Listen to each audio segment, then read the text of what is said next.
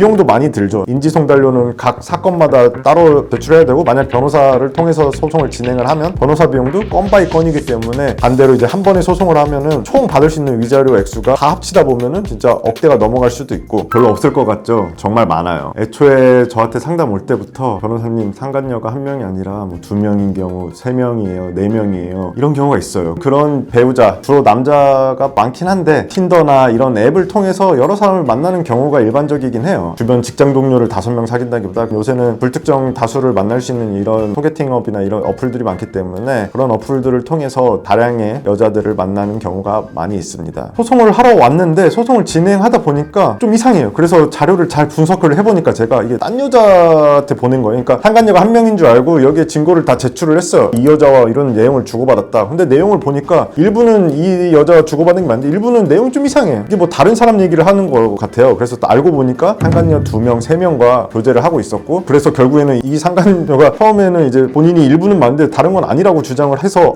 다른 상간녀한테 소송 2번 걸고 3번 거는 경우도 실제로 있어요. 이런 경우도 있어요. 상간 소송을 한 번 했어요. 끝나고도 또 만나는 것 같아요. 그래서 변호사님 2차 소송을 준비하겠어요. 아직도 만나는 것 같아요. 라고 2차 소송을 준비하다 보니까 알고 보니까 그 여자가 아니었어요. 저번에 소송했던. 그래서 다른 여자를 상대로 또 소송을 제기하는 경우가 많아요. 상간녀, 상간남이 뭐 한 명인 경우가 가장 흔하긴 하지만 그게 아니라 2명, 3명, 4명, 많을 때는 대여섯 명까지 되는 경우도 실제로 있어요. 한 번에 다 같이 하는 건가요? 아니면 이게 장단점이 있어요. 한 번에 소송을 할 수도 있으니까 한 소송에 피고 1, 피고 2, 피고 3, 피고 4, 피고 5 해가지고 상간녀 1, 2, 3, 4, 5로 해서 할 수도 있고, 다 소송을 따로 그냥 피고 상간녀 누가 해서 사건을 개별로 이제 던질 수가 있어요. 같은 법원에 던질 수도 있고, 아니면 상간녀 주소지가 다르면 다른 주소지 관할 법원으로도 제기를 할 수가 있어요. 한 번에 소송한다는 거는 방금 말씀드린 것처럼 다수 상간자를 모두 한 사건의 피고 1부터 몇 가지 해서 소송을 제기하는 거고, 장점은 그거예요. 어쨌든 하나의 소송으로 한 번에 끝낼 수 있는 거죠. 소송을 여러 개 하다 보면은 다 법원도 다르고 재판일도 다르고 다 판사님이 다르기 때문에 따로따로 신경을 써야 되고 시간도 오래 걸릴 수 있고 비용도 많이 들죠. 인지송달료는 각 사건마다 따로 제출해야 되고, 만약 변호사를 통해서 소송을 진행을 하면 변호사 비용도 건 바이 건이기 때문에 한 건을 500 하는데 뭐 500 곱하기 5에서 2500 이렇게 받지는 않겠지만 일반적으로 비용이 더 많이 들 수 있어요. 반대로 이제 한 번에 소송을 하면은 피고를 한 명 잡을 때 소송하는 것보다 뭐 변호사 업무도 많기 때문에 한 건 하는 것보다는 좀 많이 들어갈 수는 있지만 건 바이 건으로 하는 것보다는 소송 비용도 적게 들어가기 때문에 단 하나의 소송으로 진행을 하면 한 소송이 걸리는 시간과 비용이 조금 줄어들 수 있다는 장점은 있어요. 단점은 한 사건에서 판사님이 어쨌든 한 피고 1, 2, 3, 4, 5를 하다 보면은 5명이면 1억이잖아요. 막 2천만 원씩이면 판결을 내리려고 하는데 1억은 좀 많다고 생각하기 때문에 다 묶어서 1,000만 원씩 총 5천으로 총액을 이 정도로 하겠다고 생각이 들 수 있어요. 근데 이제 건 바이 건으로 하면 생각을 할 필요가 없으니까 판사님들은 편하게 피고 상간녀 2천, 피고 상간녀 2천 이렇게 5건 1억을 받을 수 있는데 한 건으로 하면은 절반 정도 5천으로 총액이 마무리될 수도 있다. 실제로 그렇게 진행이 될 수 있습니다. 한 번에 소송을 하면 장점은 뭐 시간과 비용을 줄일 수 있다. 다만 단점은 내가 총 받을 수 있는 위자료 합계액이 따로따로 했을 때보다는 줄어들 수 있다. 그럼 개별로 소송을 하면 어떠냐? 반대의 결과겠죠. 장단점이 다르겠죠. 개별로 한다는 건 상간소송은 피고를 다 별도로 잡아서 사건을 다 사건 번호도 다르고 법원도 같을 수도 있고 다를 수도 있고 어쨌든 각각의 사건을 하기 때문에 각각 서면을 다 따로 써서 제출을 해야 되고 재판도 다 따로 출석을 해야 돼요. 다만 장점은 아까 말씀드렸지만 반대로 총 받을 수 있는 위자료 액수가 2,000, 2,500, 3,000, 뭐 1,500 이렇게 하다 보면은 다 합치다 보면은 진짜 억대가 넘어갈 수도 있고, 만약 5명이라고 예를 들면. 다만 단점은 소송 비용, 그다음에 시간, 그다음에 변호사 비용이 한 건으로 했을 때보다 더 많이 들어갈 수 있다. 이러한 장단점을 잘 고려하셔서 내 상황에 맞게 하나의 소송으로 할지 여러 개의 소송으로 진행할지 그거를 결정하시면 됩니다. 상간녀가 여러 명일 때 주의해야 할 점은 무엇일까요? 남편의 핸드폰에 이제 막 여러 내용들이 막 부정행위 증거들이 있는데 이게 실제로 누구와의 부정행위인지를 잘 특정을 해야 돼요. 예를 들어서 이 사람과 부정행위라고 증거를 제출했는데 그 상간자가